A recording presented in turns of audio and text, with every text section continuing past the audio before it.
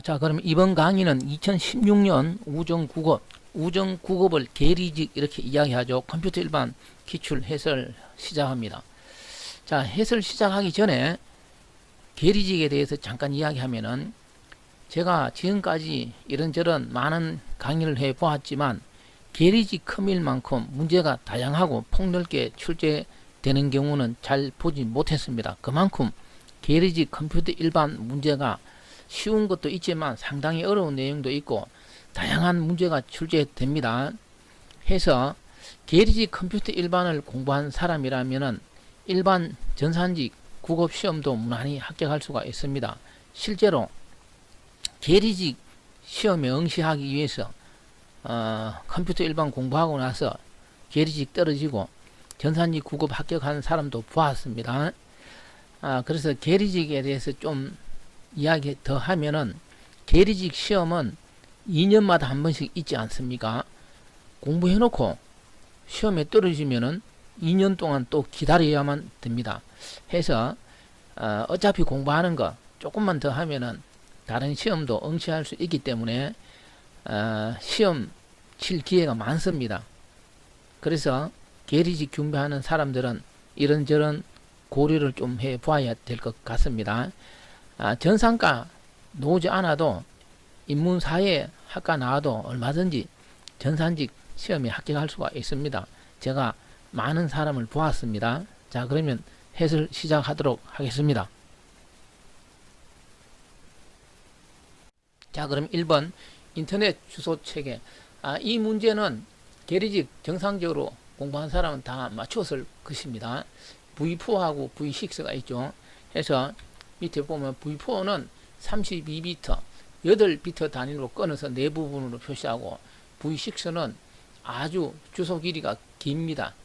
128비트 16바이트로 되어 있어서 이거는 16비트 단위로 끊어서 8부분으로 나누어 표시를 합니다. 해서 살펴보면은 V4는 예 있듯이 100점, 120점, 130점, 140점 이렇게 점으로 구분하고 V6는 16비트 단위로 하는데 이거는 16진수로 표기합니다. 16진수로 표기해서 기니까요.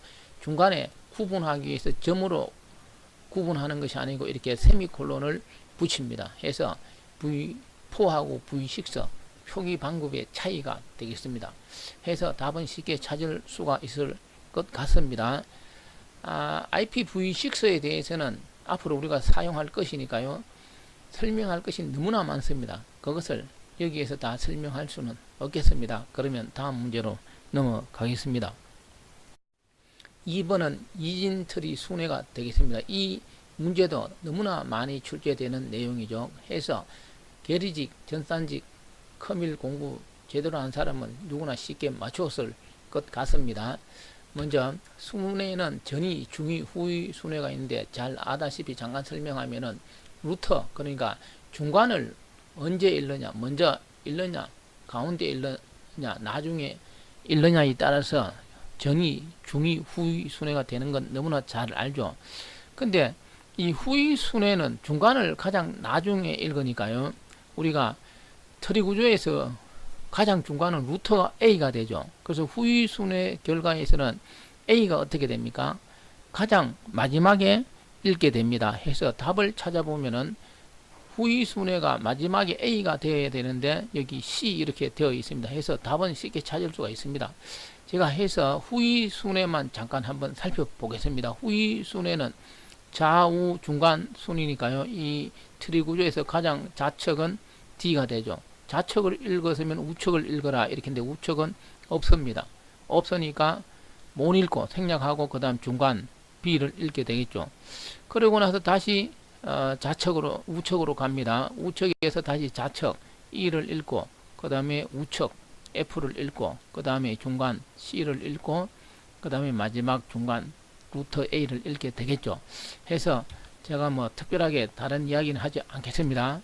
이런 문제는 틀리면 안 되죠. 자, 그 다음에 인터럽터 문제가 되겠습니다. 혹시 이 문제는 틀린 분이 있는지 모르겠습니다. 그런데 제대로 공부한 사람은 틀리지 않았을 것 같습니다. 먼저 컴퓨터에서 중요한 상태라고 해서 메이저 상태 이렇게 이야기합니다. 그래서 이 메이저 상태는 크게 지금 그림에 나와 있듯이 인출, 실행, 간접, 인터럽터 4개의 상태로 크게 구분을 합니다. CPU 상태를 말하죠. 그래서 그림을 살펴보면 그림에서 제일 처음에 우리가 명령어가 실행되기 위해서는 메모리에서 명령어가 인출되어야 되겠죠. 그래서 그 인출된 명령어가 직접 주소 지정 방식이냐 간접 주소 지정 방식이냐에 따라서 실행으로 갈 것이냐 간접 사이클로 갈 것이냐 구분이 된다는 뜻이고, 그래서 이 그림상에서 볼 때 인출하고 실행, 인출하고 간접은 서로 왔다 갔다 할 수 있다는 뜻이 되고, 인출 상태에서 절대로 인터럽트 상태로 갈 수가 없다는 사실이 중요합니다. 여기 써놨습니다. 우리가 컴퓨터 실행 원리는 인터럽트 원리가 되겠습니다. 항상 CPU가 어떤 일을 한다 이렇게 생각하고 주변 장치 뭐 디스크, 마우스, 프린터 등이 컴퓨터의 대장이죠. CPU한테 인터럽트를 요청합니다. 그러면 CPU는 하던 일을 멈추고 어떻게 합니까? 주변 장치가 요청한 인터럽터를 처리하겠죠.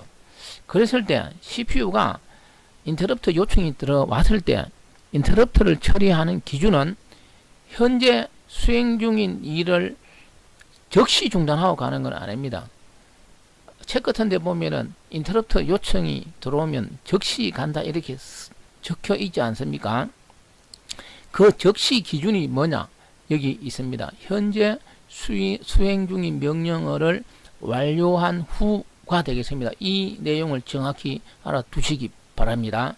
해서 인출하고 나서 예를 들어 1 더하기 2다. 그러면 1 더하기 2라는 명령어를 수행할 때 그 인출된 명령어 실행을 완료한다 이 말이 되겠습니다. 해서 이 그림상에서 인출하고 이렇게 실행 사이클로 가서는 현재 실행 중인 명령어는 완료하고 뭐를 해준다고? 인터럽터를 처리하러 간다 이렇게 되겠습니다. 해서 항상 인터럽터는 요청할 수 있지만 그 인터럽터 처리하는 기준은 지금 설명한 기준이 되겠습니다. 해서 인터럽터를 처리하고 나서는 항상 다시 명령어를 인출하러 갑니다. 왜 그렇습니까? 현재 실행 중인 명령어는 완료했으니까 다시 명령어를 계속 실행하려면 어떻게 해야 됩니까? 명령어를 인출하러 가야 되겠죠. 다시 여기서 한마디 하면 우리가 프로그램하고 명령어는 다르죠. 우리가 프로그램이라는 것은 여러 개의 명령어가 연결되어 있죠. 그래서 구분하시고 해서 주어진 문제는 답이 3번인 걸 알 수가 있습니다. 어떻게? 인출 사이클 다음에는 실행 또는 간접이 되어야 되지 인터럽터 사이클이 될 수가 없습니다. 해서 3번이 옳지 않은 내용이 되고, 그리고 나머지 잠깐 살펴보면은 2번에 놓는 폴링, 이거는 소프트웨어적인 방법 잘 아시죠? 어떤 프로그램이 실행되어서 인터럽터를 처리하는 방식. 이거는 시험에 놓은 적 있죠. 게리직에서 데이지 체인은 직렬 방식이죠. 이건 하드웨어적인 방법입니다. 해서 이런 내용도 잘 정리하고, 이거는 인터럽터 우선순위하고 연관이 되죠. 그리고 이 문맥 교환도 뭡니까? 인터럽터를 처리하기 위해서는 현재 문맥을 스택 같은 곳에 저장해 둬야 되겠죠. 그래서 인터럽터를 처리하고 나서는 다시 이 문맥을 가져와서 수행 중인 프로그램을 이어서 진행하겠죠. 해서 3번도 제대로 정확하게 공부한 사람은 쉽게 맞추었을 것 같습니다. 자, 그럼 다음 문제.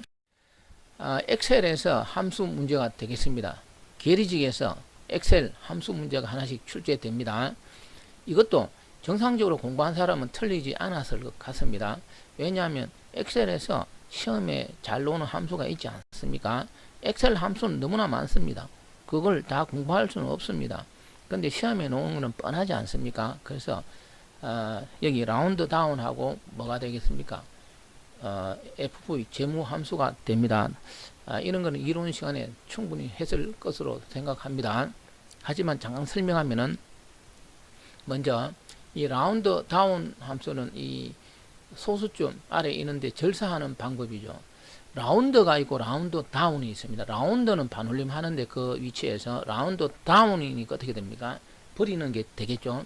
해서 적어 보면은 마이너스 여기 인수 마이너스 2 마이너스 1, 이를 0 차례대로 적어 놨습니다. 그럼 마이너스 2를 적으면은 100원 단위 절사가 되고, 마이너스 3은 1000원이 되겠죠. 마이너스 1은 10원. 주어진 문제에서 이 내용이죠. 근데 이 문제는 라운드 다운 몰라도 풀 수가 있습니다. 왜냐하면 여기 1 이렇게 하나 있고, 여기 참 마이너스 1입니다. 여기도 마이너스 1이 이렇게 있죠. 그래서 주어진 문제에서 10원 단위는 어떻게 합니까? 절사한다 이렇게 했죠. 해서 뭐 몰라도 답을 찾을 수 있는 그런 구조가 됩니다. 그래서 라운드 다운 절사하는 방법은 제가 더 이상 설명하지 않겠습니다. 여기 예를 충분히 이렇게 드러놨습니다. 그래서 이 내용을 참조하시고, 중요한 거는 재무함수 이 FV가 되겠습니다. 그래서 예를 들어 보겠습니다. 우리가 적금을 할 때 적금액을 어떻게 합니까? 월말에 넣을 수도 있고 언제 넣을 수가 있습니까? 월 초에 넣을 수도 있습니다. 근데 이 주어진 문제는 읽어보면, 제가 문제는 쭉쭉 읽지 않겠습니다. 문제 내용은 여러분들이 충분히 읽으면 되니까, 월말에 적금하느냐 월 초에 납입하느냐가 지시되지 않았습니다.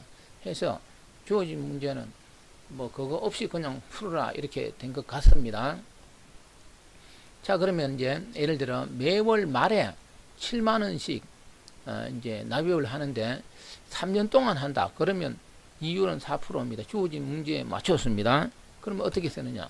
이 FV 재무함수에서는 4%/12, 여기서 12는 1년은 12달이지 않습니까? 그렇게 12 매월 넣으니까 분기에 4번이죠. 분기에 넣을 때는 4를 씁니다. 11가 아니고.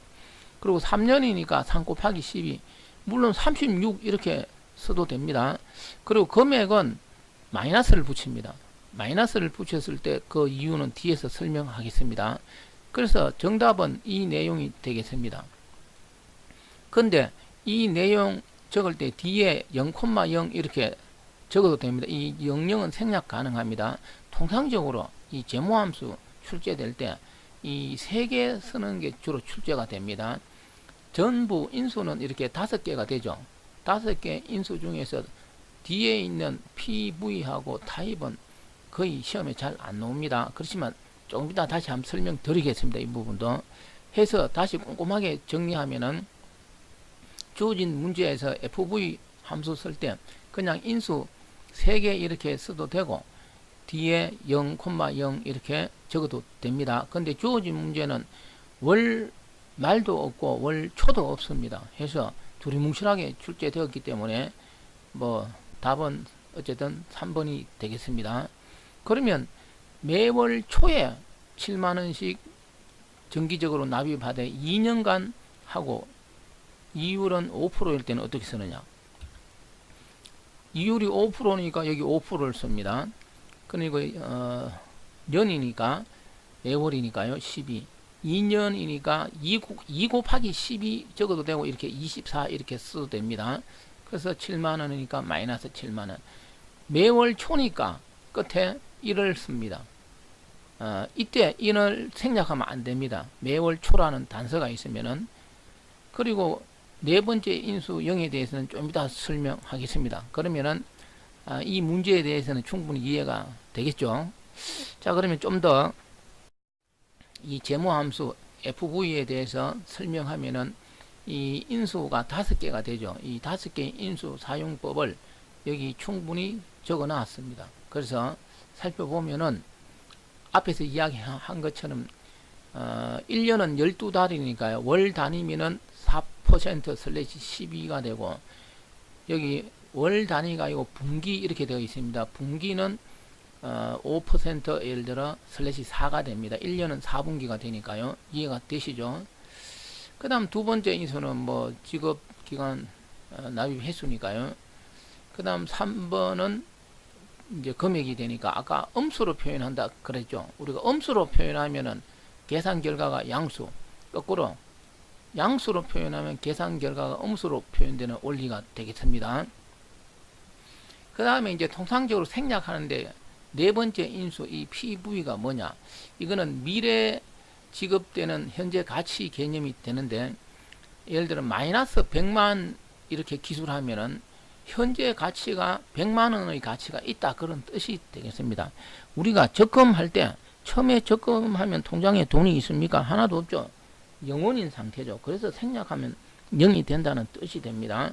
근데 적금하는데 내 통장에 현재 100만 원, 1000만 원 막 이래 돈이 있을 수도 있죠. 그러면 그게 가치가 합산되어야 되지 않습니까? 그 개념이 되겠습니다. 해서 통상적으로 뭐 적금 이런 경우는 0에서 시작하니까요. 0원으로 간주됩니다. 그래서 0이니까 생략한다, 그런 뜻이 되겠습니다. 자, 충분히 이해되었으면 다음 문제로 넘어가겠습니다. 자, 그러면 5번 그래프에 대해서 신장터리를 찾는 문제가 되겠습니다. 이 문제도 자료구조 문제인데 틀린 분은 없을 것 같습니다. 그러면 제가 한번 해보겠습니다. 먼저 이런 그래프가 있을 때 이 그래프에 대한 신장터리는 뭐냐 이거죠. 하나의 그래프에 대해서 신장터리는 여러 개가 존재하는 것 잘 알죠. 이런 형태가 존재할 수도 있고 이런 형태가 존재할 수도 있겠습니다. 해서 이 그래프하고 터리 차이점이 뭡니까? 그래프는 이렇게 사이클이 존재하는 경우가 되죠. 근데 터리는 사이클이 존재하면 안 되는 경우가 됩니다. 그 대신에 모든 정점은 연결되어야 되겠죠. 해서 이런 그래프에서 이런 간선 하나가 빠지면 어떻게 됩니까? 신장터리가 될 수가 있겠습니다. 단순한 경우에는. 해서 그래프에서 노드수 또는 정점이라 그러죠. n하고 가지수 에지 e라 그러죠. 이 관계는 항상 하나 차이가 되겠습니다. 예를 들어 이거는 정점 수는 몇 개가 됩니까? n 5개인데 에지 간선수는 몇 개가 됩니까? 4개가 되겠죠. 그래서 이 신장터리에서는 정점 수하고 이 가지수는 하나 차이가 됩니다. 그래서 답은 n-1이라는 거 쉽게 찾을 수가 있겠습니다. 역시 이것도 정상적으로 공부한 사람은 절대로 틀리지 않았을 문제가 됩니다. 자, 그러면은 이번 강의는 여기까지가 되겠습니다.